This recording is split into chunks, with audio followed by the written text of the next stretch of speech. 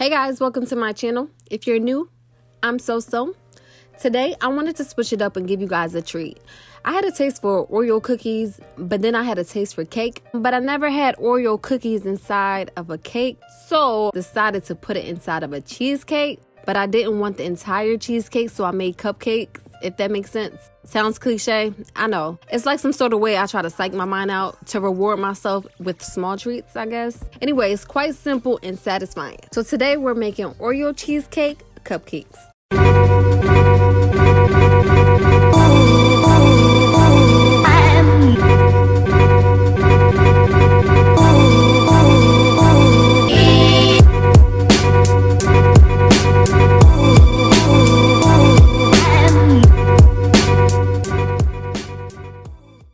So first we're gonna start off with some sugar, a mixing bowl, some Oreo cookies. I chose the chocolate Oreo cookies, some butter, some Philadelphia cream cheese, sour cream. I had cupcake holders, eggs, and a cupcake pan. So then I took some butter, I sliced it in half, and then I placed it into my little ramekin and placed it into the microwave for about 30 seconds. This is what your butter should look like once it's removed from the microwave. So I decided to use chocolate Oreo cookies. You can use whatever flavor you like. So this is what I decided to use. We needed a base. Instead of using traditional graham crackers, I decided to use the Oreo cookies as the base, as well as placing it inside the cheesecake. So we need both. I was being lazy and I didn't want to pull out my mixer.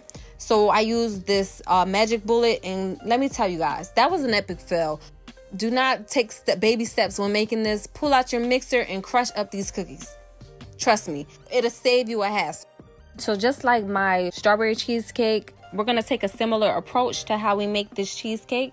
And if you haven't checked out that video, it's up on my channel, so check it out. So as we're folding the melted butter within our cookie crumbs, we adjust as needed. Sometimes you do have to add a little bit more extra butter.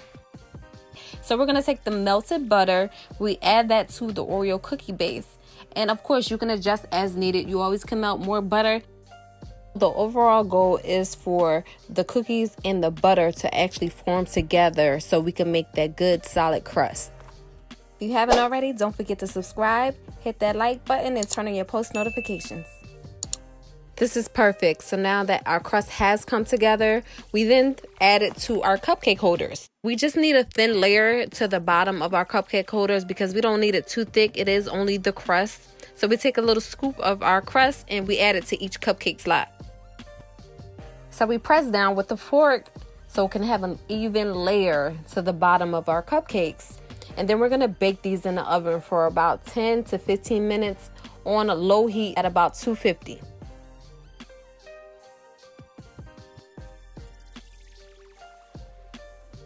Now for the fun part. We're going to take our room temperature Philadelphia cream cheese. We're going to scoop that into our mixing bowl.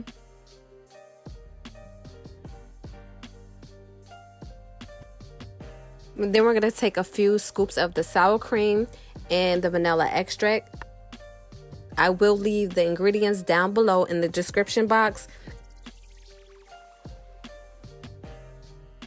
Bear in mind, guys, that all of these ingredients need to be at room temperature before you start the process, at least 1 hour before. And then we'll also add our sugar in as well and mix this all up. But now that I pulled out my portable mixer, while mixing up the ingredients, you slowly add 1 egg in at a time.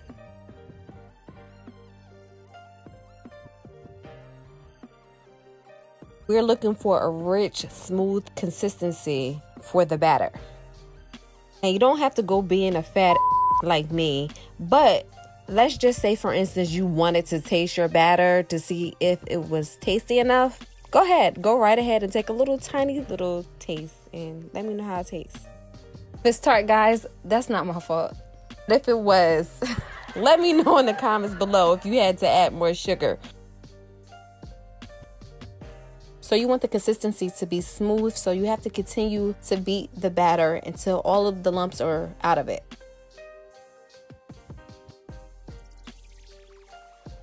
So remember the extra cookies that we placed to the side, we needed for the actual batter. Well, here it is. And notice how the cookies consistency isn't as smooth as the crust, but you have some chunks. We want that within our cake. Put that into the batter and we're gonna mix that all up. You can use the portable mixer as well.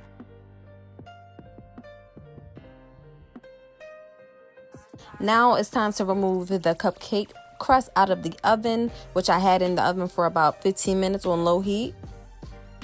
Then we add our cupcake batter to the cupcake holders and individually fill those up. Fun fact, did you know that it takes more than 59 minutes to make an Oreo? Also, women are more likely than men to pull apart their Oreos before eating them. At first I thought I made too much batter, so I was going to make a separate cheesecake on the side, but it turns out that I made just the right amount. Listen, I was ready to dig in. Even though it wasn't cooked yet, it just smells so delicious.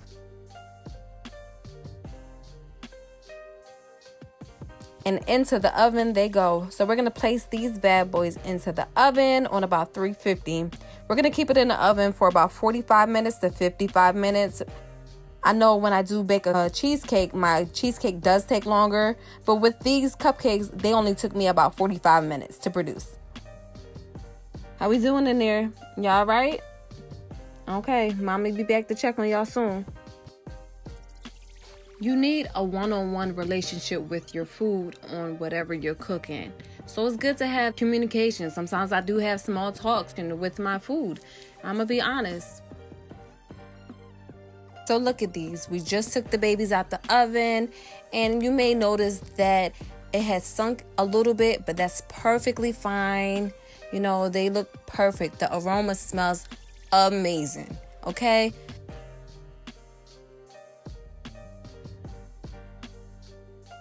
We're gonna let these cupcakes cool off. You can either place them in the refrigerator or you can let them sit for a little bit before you decide to put any type of topping on there. And just like that, I decided to use whipped cream as my topping and finished it off with some Oreo cookies because it is an Oreo cheesecake. Listen, when I tell you, you listening? Oh my God. Yes, this thing was amazing and worth the wait. I hope you guys enjoyed this video as much as I did. Thank you guys for watching. If you like this tutorial, make sure you give it a big thumbs up. Make sure you are subscribed and a part of Soul's creation. I love you guys so much. And don't forget to turn on your post notifications. And I'll see you in the next video. If it ain't soul food, it ain't Soul's way.